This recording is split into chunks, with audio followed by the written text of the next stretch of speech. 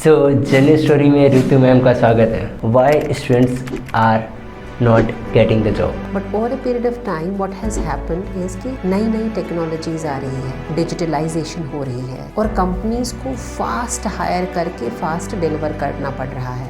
Student का perception बन चुका है कि अब मैं फ्री में क्यों काम करूँ, कुछ मैं कर रहा हूँ मेहनत तो मुझे स्टार्टिंग से ही कुछ मिलना चालू हो जाए। Expectations are rocket high, but reality is rock bottom. After graduation, we should invest 5 years to only on the working with the projects, companies to learn more. See, learning का कोई अंत नहीं है, but at least वो 5 साल में आप अपनी स्किल्स को इतना स्ट्रॉन्ग बनाओगे, आप दिन रात काम करोगे, आप फोकस लर्निंग पे करोगे, automatically in 5 years you will become marketable. जो कॉलेजेस और जो स्कूल्स है वो क्या स्किल नहीं बनाते? स्किल दो चीज़ें होती है, there is theory and there is practical. School आपको बहुत ही परिपक्व बनाता है थ्योरी में, प्रैक्टिकल वो आपको देता है बहुत स्मॉल नगेट्स में।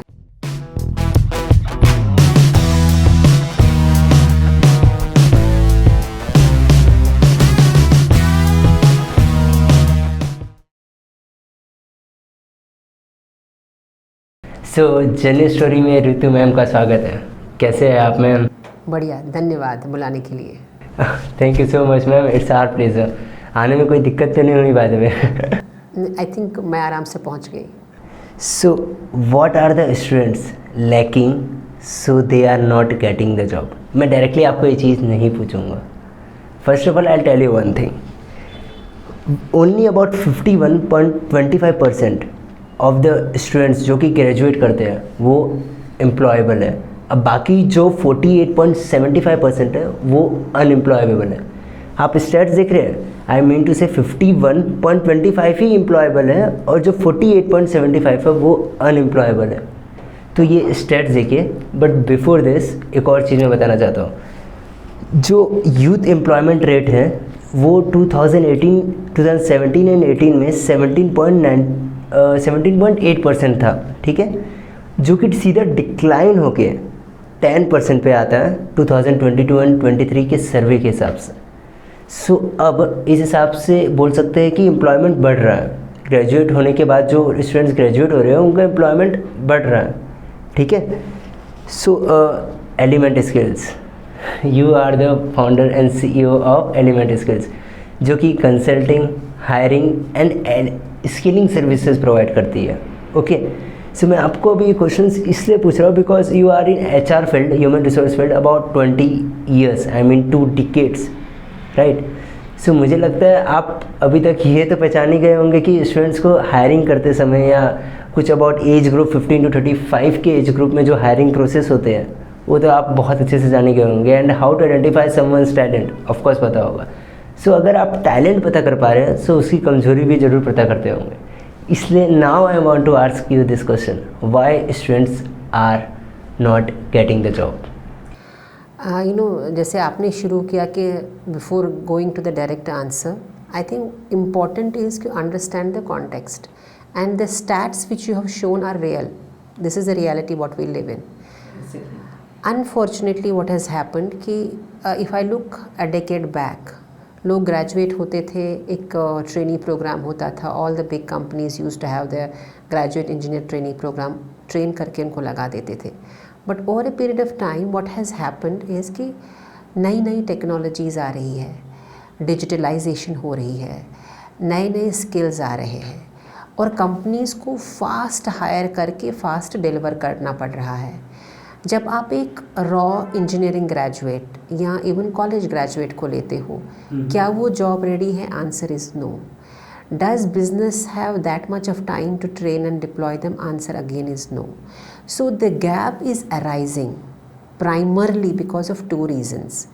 One, education industry is not, providing job ready people, and the students are going through their regular curriculum.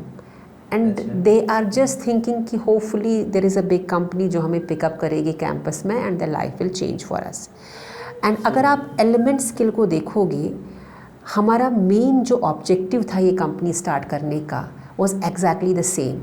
The gap between the supply which is students and the demand is widening day by day, because ऐसा नहीं है कि India में young population की कमी है, बहुत population है, आप ग्रेजुएट भी कर रहे हो पर वो जॉब रेडी नहीं है, और हमारा जो स्किलिंग डिवीजन है वो इसी पे फोकस करता है।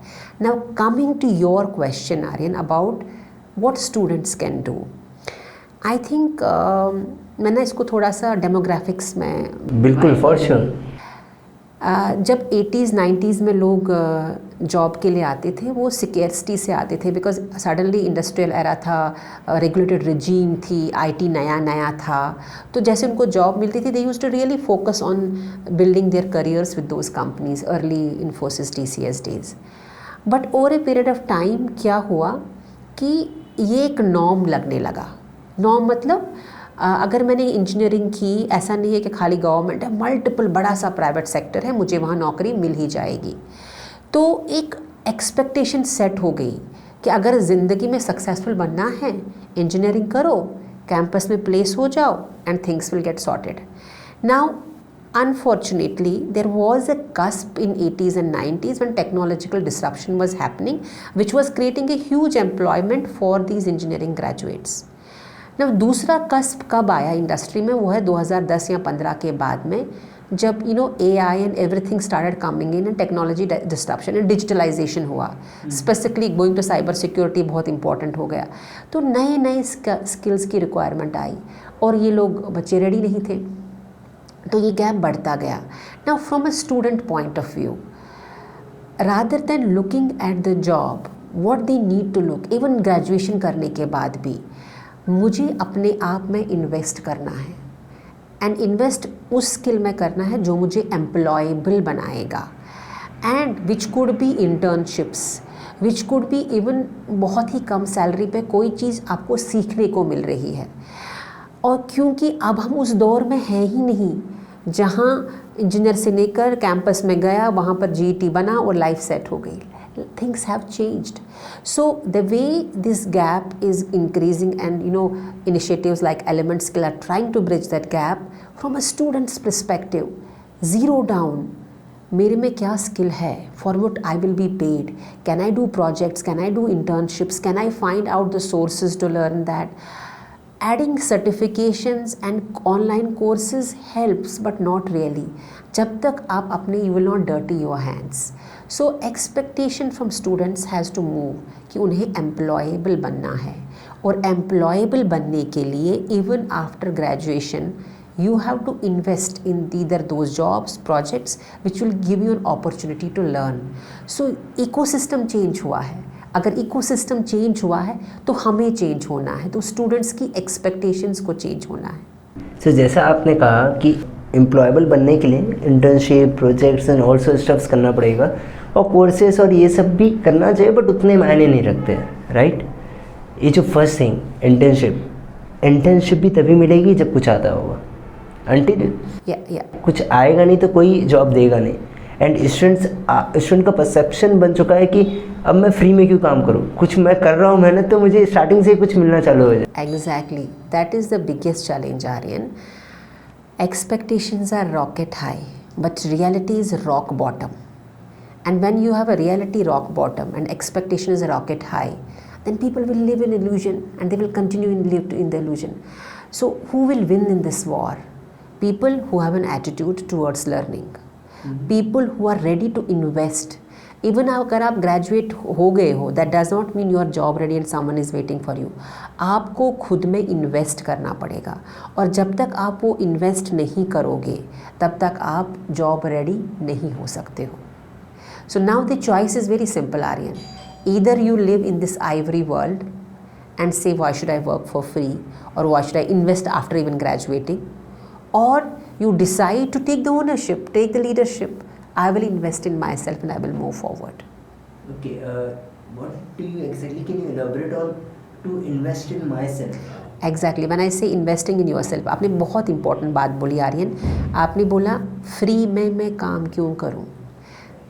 आप काम नहीं कर रहे हो, आप पे कोई कंपनी इन्वेस्ट कर रही है, आप फ्रेशर हो, आपको बोल रहे हम तुम्हें सिखाएंगे, भले हम तुम्हें बहुत कम पैसा देंगे, पर वो आपको सिखा रहे हैं, आप रेडी नहीं हो। So I think when you say after graduating 3 to 4 years, your entire focus should be money is secondary. At least for 5 years I would say I need to invest in my skills. आप जिस psychology देखिए campuses में क्या होता है, आप ये नहीं देखते मुझे क्या जॉब रोल मिलता है, आप क्या देखते हो मुझे क्या पैकेज मिलता है. Exactly. But that is where the whole challenge starts from.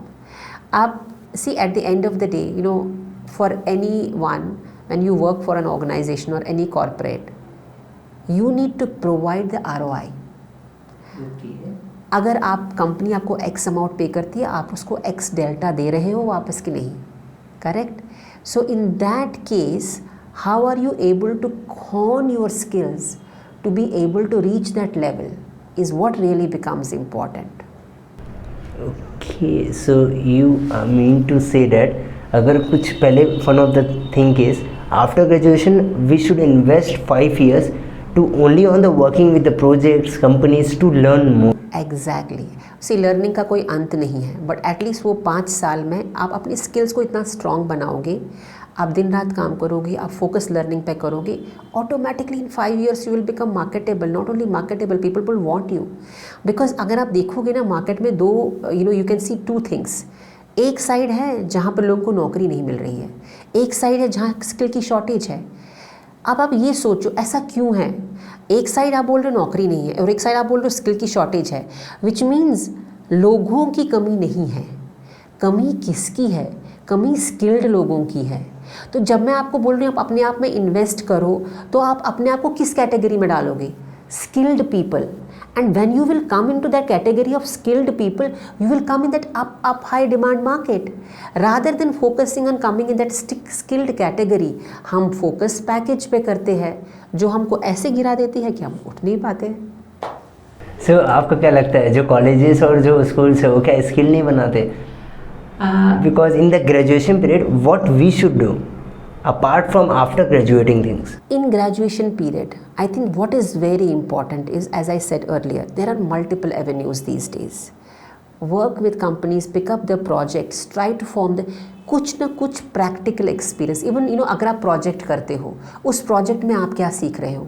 For example, if you want to hone your skills on cyber security or something like that, तो उस पे focus करो, ना कि project is tick in the box.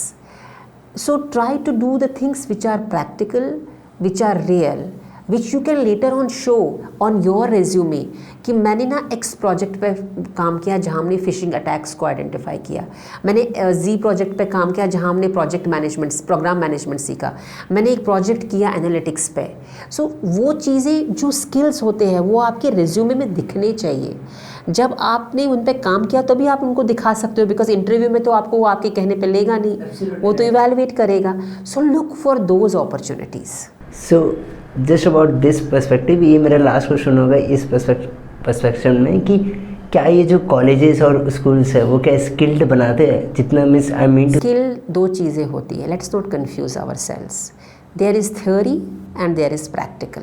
Absolutely right. हाँ, तो जब आप थियोरेटिक स्कूल आपको क्या करता है, वो आपको बहुत ही परिपक्व बनाता है थियोरी में. प्रैक्टिकल वो आपको कहाँ देता है? बहुत स्मॉल नगेट्स में. Correct. Right. Now what is the ownership I want you to take to become even proficient in the practical aspects? Don't leave the opportunities. Try to find those opportunities which will make you apt in the practical and application part of it. Because आपने HR में किसी को higher किया, आप उसको NBO की theory Peter डकर की theory पे तो हायर नहीं करोगे. आप क्या बोलोगे? आपको रिक्रूटमेंट में सोर्सिंग आती है, आपको कीवर्ड सर्च करना आता है, आपको फिल्टरिंग ऑफ डेटा आता है, आपको ये टेक्नोलॉजी आती.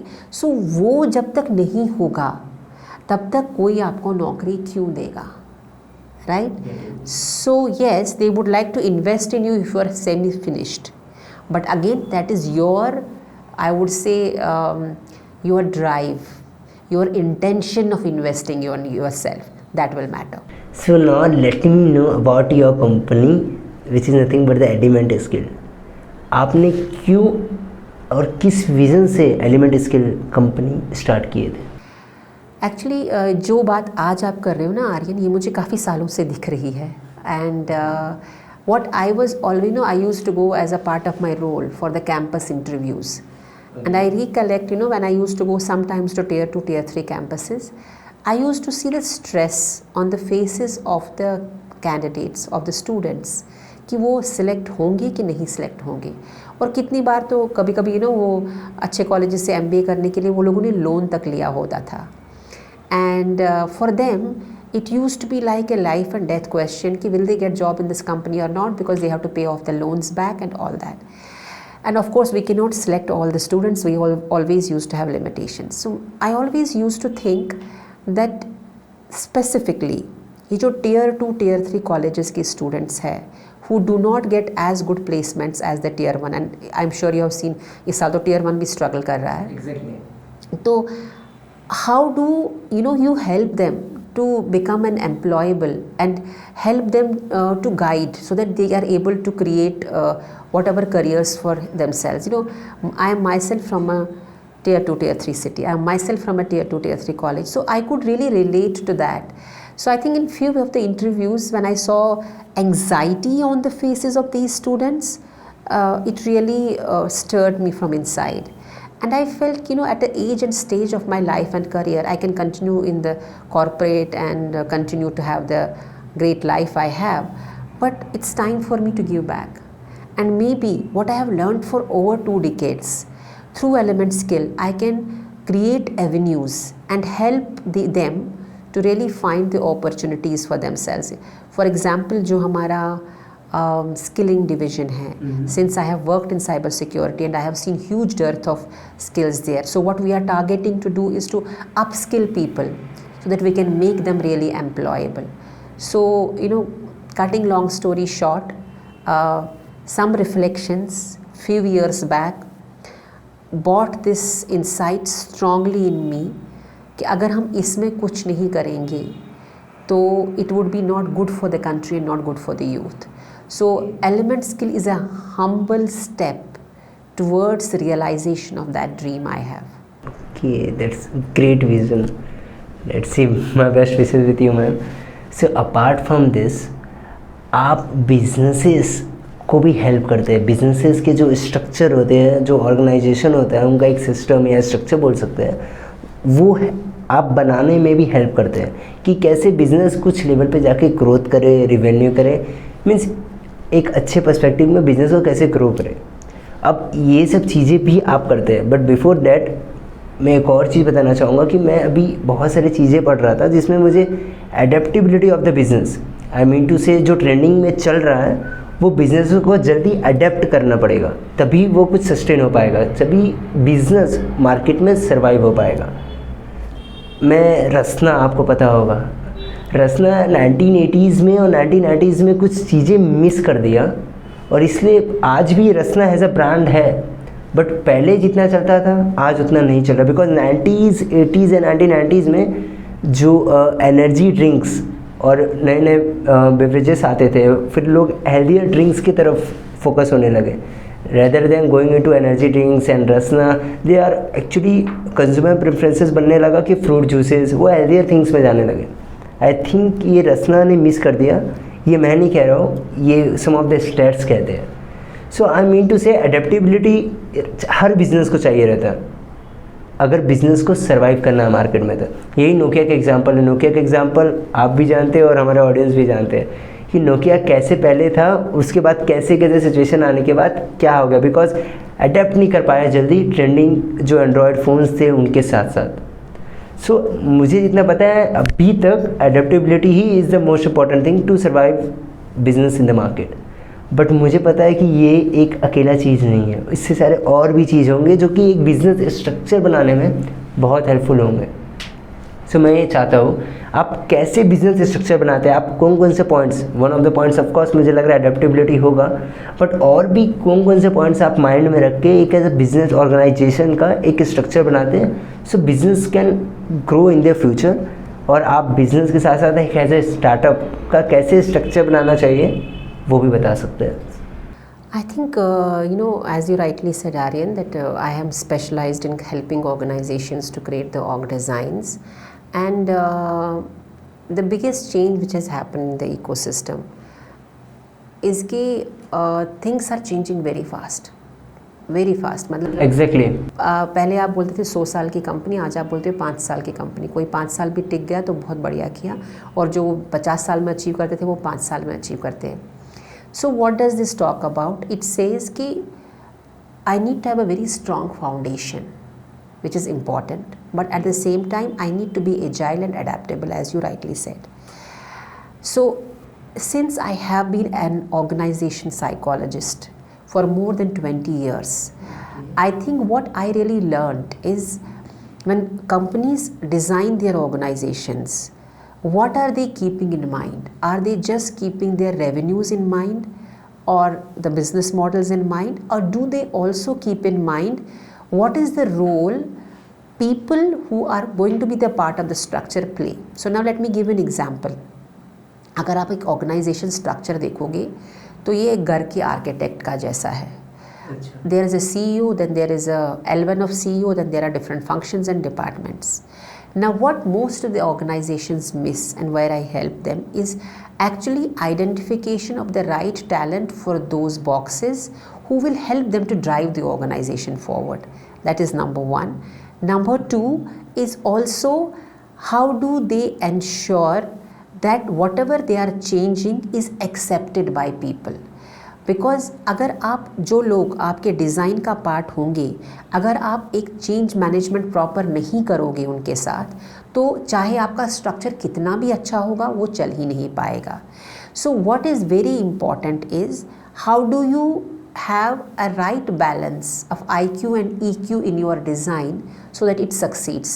And I'm sure you must have seen कि startups, when they have a great business models, they get good funding, they have enough money to splurge, they attract the talent. और कुछ समय के बाद क्या होता है? They're exhausted. Why are they exhausted? Because they are very left brain driven. They do not take into the consideration who are the people who are driving their L1s or L2s. Are they really bought into their dream? Are they equally hungry and driven? Or they have just joined for them for the fancy salaries? And at the end of the day, for this guy to find another job is not that tough because he's already skilled. But for the organization, it loses a lot of money. So my primary focus when I help organizations to design the organizations is how do you really create the right balance of IQ and EQ so that you have right business model, but you have the right people for that right business model. And how do you drive that change? Because जब आप change को top down drive करते हो तो लोग आपके साथ रहेंगे क्योंकि आप लीडर हो, आपने बोला है, पर थोड़ी देर में वो आपका साथ छोड़ देंगे. बट जब आपने एक विजन को क्रिएट किया है उनके साथ, डिज़ाइन किया है उनके साथ, so they will stay with you. I think the need of the hour is how are we marrying the people capability with the business goals so that we have right people at the right places who are bought into the change or not just taking the change because it has been said so. All right, let us take the example now.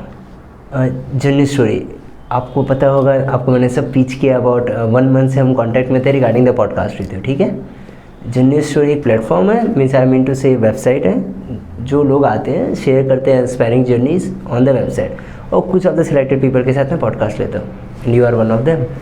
So okay, this is the steps about the journey story.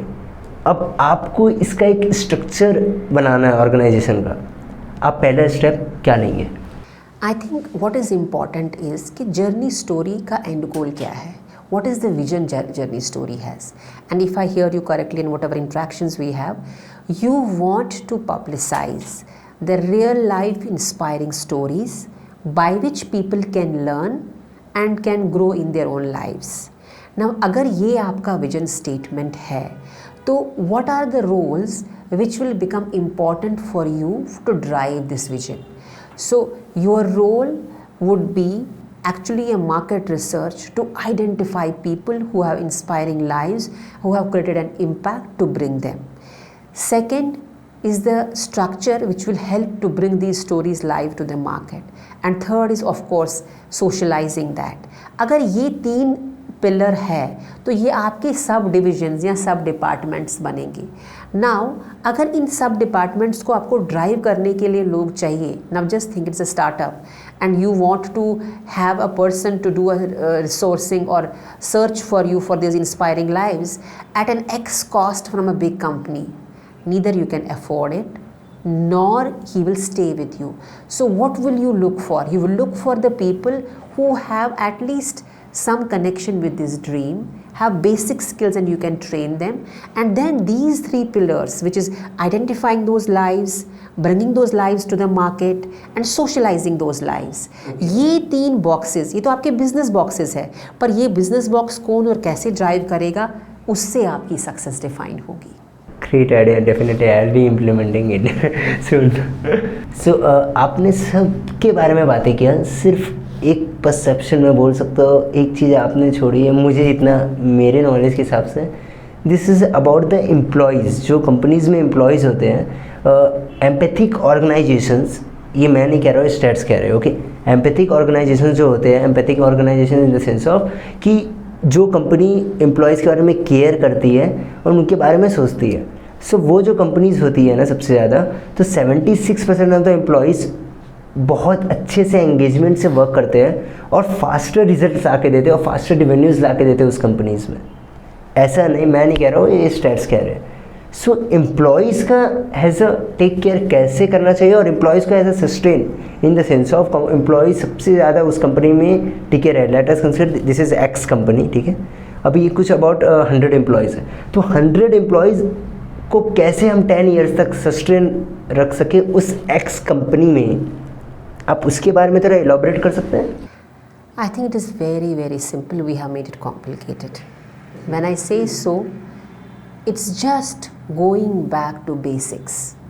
जब आपको कोई join करता है तो join क्यों करता है? क्योंकि उसको एक ऑफ़र लेटर मिलती है जिस पर उसको एक एक्स डेजिग्नेशन मिलता है और एक्स पैसा मिलता है, and he is very motivated. I was getting X lakhs, now I am getting X plus plus and this is my designation.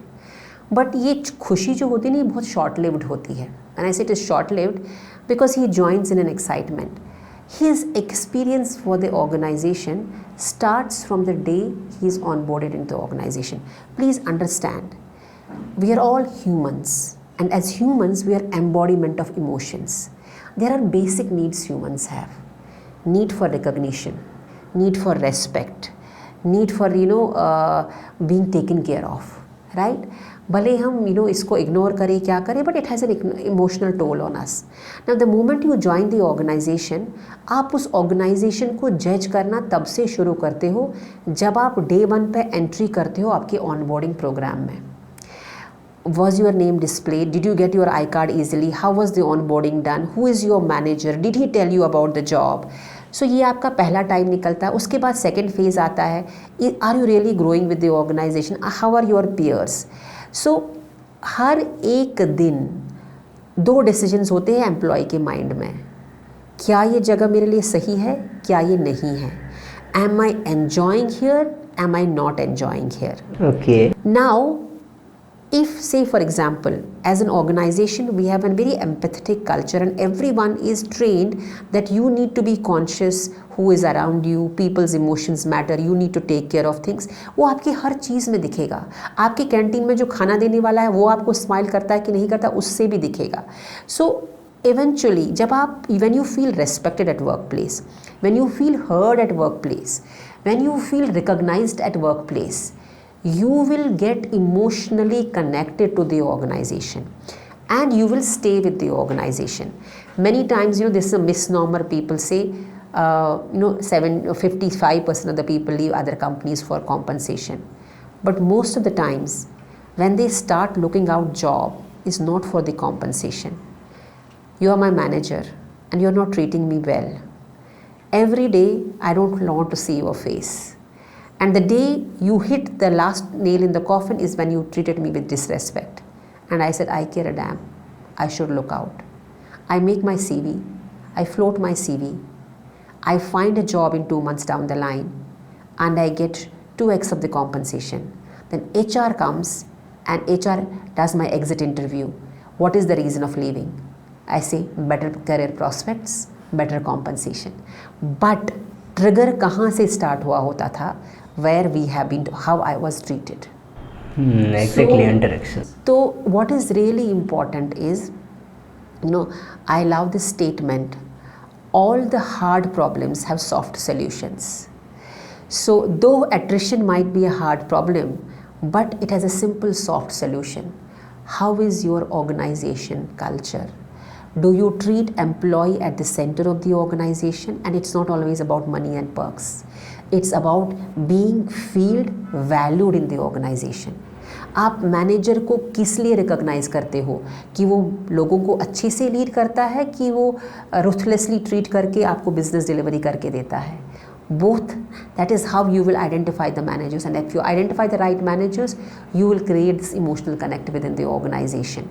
And trust me, if you employees believe in your organization, are emotionally connected with your organization, they will go extra mile. If not, they will always find the reasons why things will not work. All right. वैसे ये जो Google's work place होते हैं, they are actually highly famous and there is much hype. Like Google का work place बहुत अच्छा है because, and Flipkart, अगर मैं इंडिया की बात करूँ, Flipkart work place, Amazon work place, ये जो बड़े बड़े कंपनीज़ हैं ना, उनके वर्क प्लेस जहाँ एम्प्लॉय जगह काम करते हैं वो बहुत ही अच्छे होते हैं. ये मैं नहीं कह रहा हूँ, बहुत जगह मैंने ये रीड्स किया हो.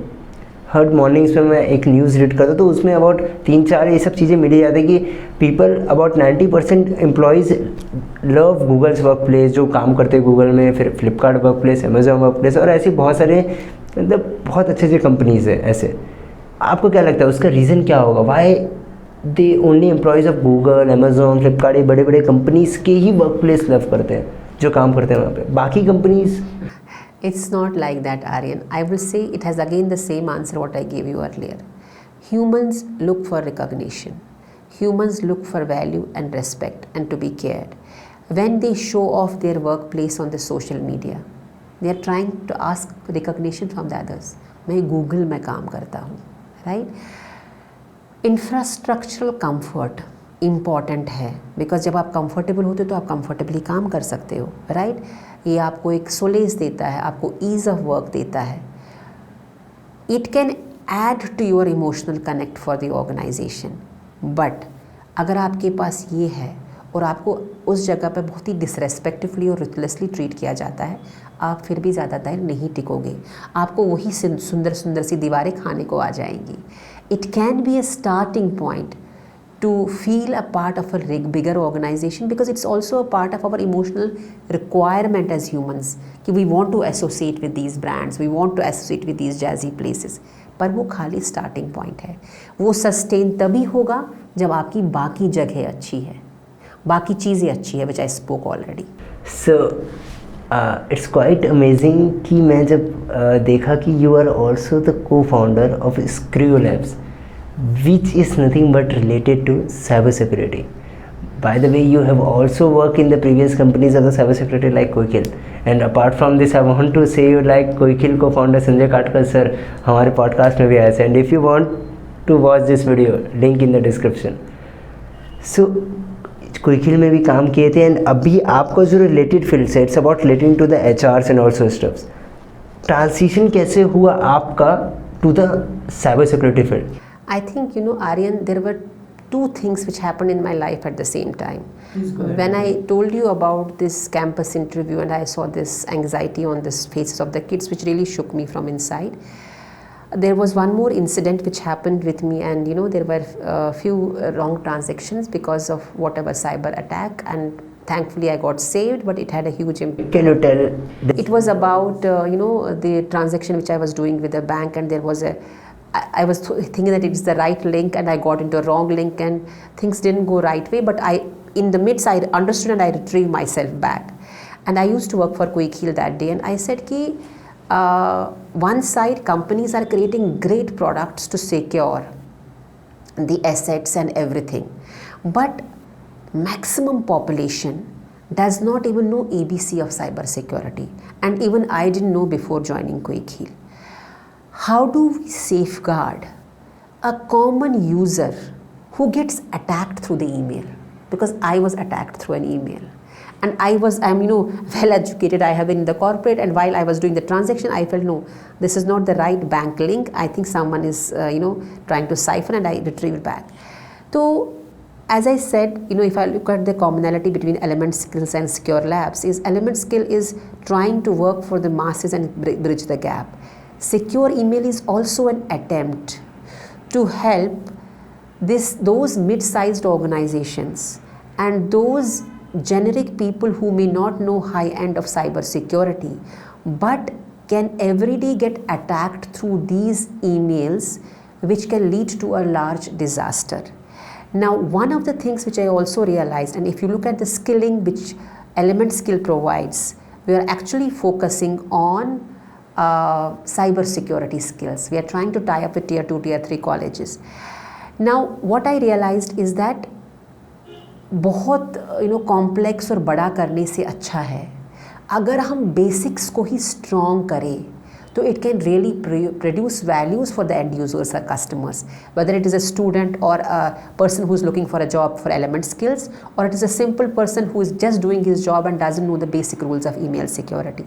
That was number one.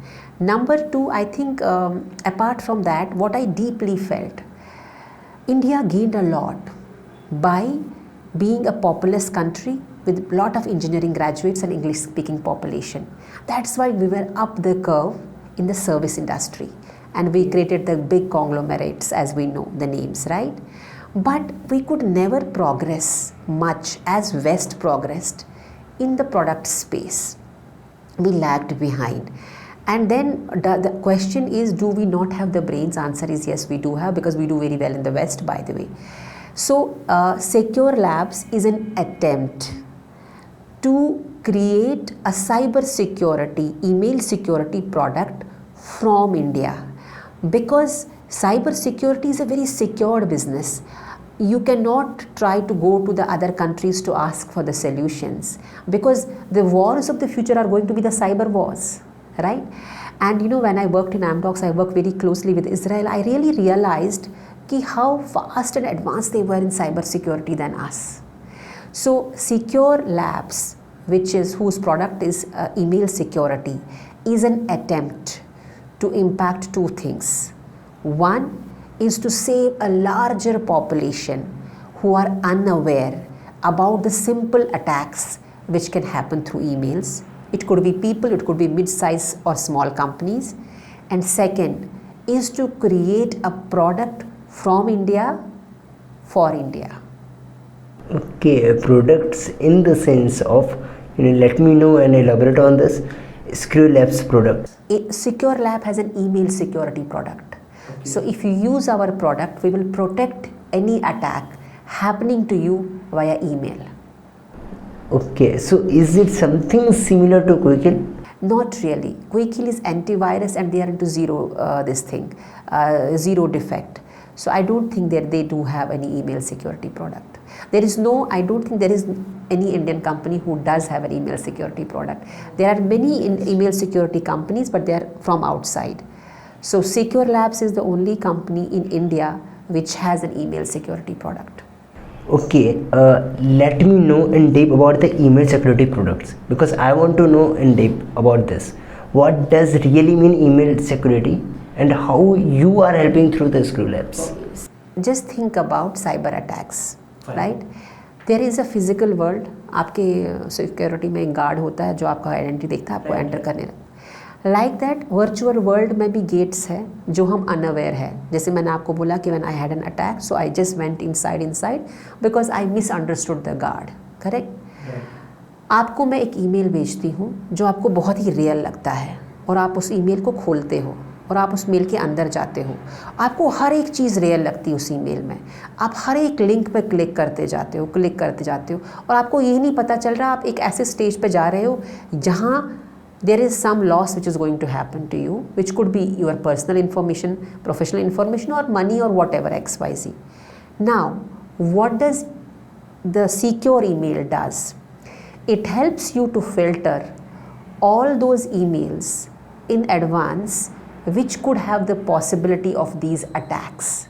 Now, large companies do have email accounts which have secured, where they have gateways, where they provide you all these. But जब आप mid small companies में जाते हो, उनके पास ये चीज़ें नहीं होती है और वो सबसे ज़्यादा victim बन जाते हैं इन चीज़ों के. So by installing email security product, we are helping to create that layer of protection for our customers so that they don't fall into the prey of the email security attacks. Because अगर आप देखोगे virtual world में आप maximum interaction कहाँ से करते हो? Email के थ्रू. राइट. और मैं बात कर रहे हैं इट्स अ फिजिकल वर्ल्ड. अगर हम वर्चुअल वर्ल्ड में बात करेंगे तो एक ईमेल होगा, एक आउटलुक होगा, गूगल होगा, मैं आपसे इंटरेक्ट करूँगी. Absolutely right. यहाँ और यहाँ आप में और मेरे में सिक्योरिटी का क्या फैक्टर है? We have been interacting for a month. You know me. I have googled you. You have googled me, right? So we have ensured everything. Now जब आप ईमेल से इंटरेक्ट करते हो, आईडी आपको करेक्ट दिखता है, राइट. इन्फॉर्मेशन आपको correct दिखती है. It's about authenticity. Correct. So how do you ensure? That's exactly what the secure email does. So bye the वे, मैं आपको एक स्टैट्स बताना चाहता हूँ कि जब मैं रिसर्च कर रहा था तो I get into this some of the stats about the world forum. If you are aware about that, of course I think आपको पता होगा. मैं हमारे ऑडियंस को ये बताना चाहता हूँ कि ये जो ग्लोबल साइबर सिक्योरिटी है ना, इस one of the major factor बनने वाला है, बिकॉज ये बहुत बड़ा मार्केट होने वाला है. अबाउट $366 मिलियन बाय 2028 ये इकोनॉमिक्स फोरम कहता है, जो कि जब मैंने रिसर्च किया था अकॉर्डिंग. बिकॉज इंडिया में इतने साइबर अटैक्स होते हैं, सबसे ज़्यादा India's most third targeted country is cyber security. Exactly. That's what I was, when I told you that we have created a lot of services, but we haven't created products. Israel, such a small country, they can be so secured in cyber security, and we are a country of 1.4 billion. Exactly. And why we are always moving to the services? Why can't we create things out of India? So that's exactly what was one of my things, that I wanted to create something which could really be done from India, for India. And as you rightly said, that cyber threat is not going to go away. It is only going to increase. And it is humbling, whether I look at Secure Labs, where we are, we have a product called Secure Email, or whether I look at Element Skill, where we are trying to bridge the gap by our skilling and hiring services. It might be a drop in the ocean at the end of the day, Aryan, but at least it's moving in the direction. And I think every big journey starts with a small step and eventually it reaches just destination. So when you enter into such kind of huge I would say tasks or responsibilities, sometimes it becomes overwhelming, sometimes it becomes scary कि मैं कर पाऊँगा क्या, मैं कर पाऊँगी क्या, what will happen. But I think it's important to fight with your own fear. और अगर आप नहीं करोगे तो कौन करेगा? And if you do not take that ownership for your country, whether it is cyber or whether it is skilling, who will take it? So with that thought, I said, it is better to fail rather than not trying it. Great, one of the fantastic quote I have never heard. इतने सारे technologies आ रहे हैं नए, as you previously said about AI, artificial intelligence, ये सब नए technologies आ रहे हैं, और उतने ही वो साइबर अटैक्स जो करते हैं हैकर्स, उनको भी हेल्पफुल हो रहे हैं, और जो साइबर सिक्योरिटी इस साइड में जो कंपनीज हैं उनको भी हेल्पफुल हो रहे हैं, बिकॉज दोनों तरफ से AI हेल्पफुल हो रहा है इन माई पर्सपेक्टिव्स. सो आपको क्या लगता है, AI से साइबर अटैक्स और बढ़ेंगे या साइबर अटैक्स और डिक्रीज होंगे? 79 मिलियंस इंसिडेंट्स सिर्फ इंडिया में हुए related to the cyber attacks. I think Aryan, it is very simple. दो चीज़ें हैं. जब वर्ल्ड डिजिटलाइज हो रहा है और AI मीनिंग और डिजिटलाइज हो रहा है, तो chances of cyber attacks higher होगा. अब इस साइबर अटैक को रिड्यूस करने का स्कोप क्या है? क्या हम रेडी है? अगर हम लोग डिजिटलाइजेशन को हम रोक नहीं रख सकते, आप बॉट्स को नहीं रोक सकते हो, आप चैट GPT को नहीं रोक सकते हो. AI ML is going to come and AI is going to take over the world. बट आप कर क्या सकते हो? What can I do? We can create our readiness. And if you ask me, secure email is nothing, but it is just a small step towards that readiness. Because आप ये भी सोचिए, अटैक्स क्यों हो रहे हैं इंडिया में? दो रीजंस है क्यों बाकी कंट्री से ज़्यादा. One, people do not follow the rules, right? They don't follow the processes. Okay. Second, there is a lot of ignorance. जो हाईली सिक्योर जनता है वो बहुत कम है, जिनके पास सिस्टम्स है, जिनके पास प्रोसेसेस है. There is still 70-75% of the population which is not even aware about that. And going back to my original, I would say the reason I started this was I felt to myself, I would have lost a huge money if I would have clicked on the last link I was about to. I thought to myself, if this can happen with me. अब आप सोचिए, गांव में एक बंदा है, उसको कोई खाली ईमेल आता है, उसको क्लिक आता है, वो क्लिक करता है, things are gone from his money account. So I think what we are trying to do is create this readiness. क्योंकि रेडीनेस, जैसे आप डिमांड और सप्लाई टैलेंट में बोल रहे हो ना, readiness can reduce the gap. यहाँ भी रेडीनेस ही गैप को रिड्यूस कर सकता है. एंड गॉड फॉरबिड, अगर ये अटैक्स बढ़ते गए, जो लॉस होगा वो मल्टीफोल्ड, कई गुना होगा as compare to what happens in a physical world. Because digitally सब कुछ आगे आ रहा है. अभी सब चीज़ें वर्चुअल हो जा रही है, डिजिटल होते जा रही है. एंड ऑफ कोर्स यही रीज़न से और साइबर अटैक्स बढ़ेंगे, और जो साइबर सिक्योरिटी का फील्ड है मुझे लगता है और इंक्रीज़ होगा. इसीलिए मैंने कहा था कि अबाउट इसका ग्रोथ अबाउट $366 बिलियन होगा bye 2028. Exactly. So I think money for sure is secondary for me. I could have continued working, but what is important for me is to give back, and I want to give back to my country in two ways: by really making people employable, upskilling them, because youth are very important component of our economy, and second is taking a small step towards the cyber security awareness through an efforts like Secure Email.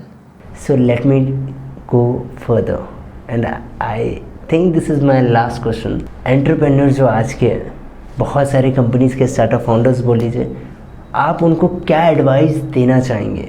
Because I tell you one thing, small business administration SBA का reports आया था जो कि था 20%, 100 में से 20% small businesses first year में fail हो जाते हैं.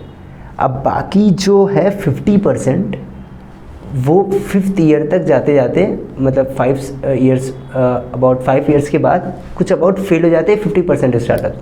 मतलब 100 में से 20 फर्स्ट ईयर में ही चले गए, उसके बाद 50 5th ईयर मतलब 5 साल में भी चले गए. ठीक है, बाकी जितने स्टार्टअप्स बचे हैं वो कुछ अबाउट 30% होंगे. जो सर्वाइव कर पाते हैं 30 में से, वो कुछ सिर्फ 10% होते हैं. सो सिर्फ 10% स्टार्टअप, ऐसा भी नहीं है 10% में से सिर्फ 1% स्टार्टअप यूनिकॉर्न बनता है, बाकी जो 10% है सिर्फ वो मार्केट में भी सर्वाइव कर रही है. अब बाकी जो बचे हैं 80%, 90% आई मीन टू से, वो फेल हो चुके हैं. सो आप इस पे क्या कहना चाहेंगे? जो स्टार्टअप फाउंडर्स हैं उनको क्या कहना चाहेंगे? What would you give the advice to them? I think, I have a one mantra in life, and I have told you earlier also. It's again going about the basics. Are you really clear why you wanted to have the startup? Because what I see many times, people get very allured, very attracted to become a startup founder, have that great success and everything. I think success बहुत बाद में आती है. You have to go through grind. आपको बहुत clear होना पड़ेगा आपके पर्पस के.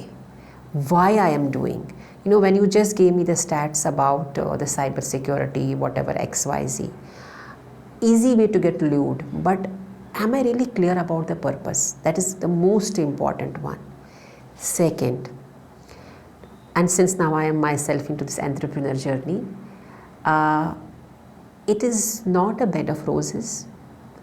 It is for sure a bed of thorns when you start with. आपका पेन का थ्रेशोल्ड कितना है, आप कितना रेजिलियंट हो, वो बहुत इम्पॉर्टेंट रोल प्ले करेगा. बिकॉज कोई भी चीज़ में ना, हर चीज़ में समय लगता है. There is a saying, mother takes 9 months to pop out the baby, right? So like that everything has its own gestation period. किसी भी चीज़ को होने में टाइम लगता है. क्या हम रेजिलियंट है स्टिक अराउंड करने की? But that is the first one to start with. But even before that, are your fundamentals clear? Which means Are you clear about your operational cost? Are you clear about your ROI? Are you clear about the buffer you have kept for next 2 to 3 years? Do you have the right network to crack the business? Have you really identified the small wins? All these things become really very important, right? So entrepreneurship is not about that adrenaline rush which a business idea gives you. Entrepreneurship is all about the belief, it's all about their tenacity, and it is all about your financial calculations, customer connects and the small wins. अगर ये 3 चीज़ें आपके पास है, I don't think anything is impossible. What is important and what I am seeing of lately, because I go to a lot of forums where I meet other startup founders, many of them are very young. And when you are young, maybe your threshold is less for pain. You want to really succeed very fast. You feel that that fancy dream of a startup. वो आएगा पर बहुत बाद में, तब तक आपको चलना पड़ेगा, और वो चलने की जो शक्ति रखेगा, और जो there is a saying, a small brook carves out a deep valley for itself simply by constantly flowing. तो आपको उस चीज़ को छोड़ना नहीं है, but at the same time your financial calculation, your customer network and connect, and your small wins becomes equally important. I think fantastic answer. First of all, ma'am, it's a superb answer. So I guess that's all from my end. Thank you so much, ma'am, for being with us on Genuine Study. Thank you so much, ma'am.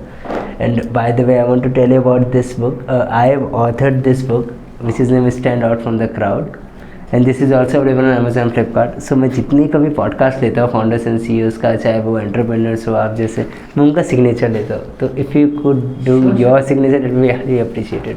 It would be pleasure.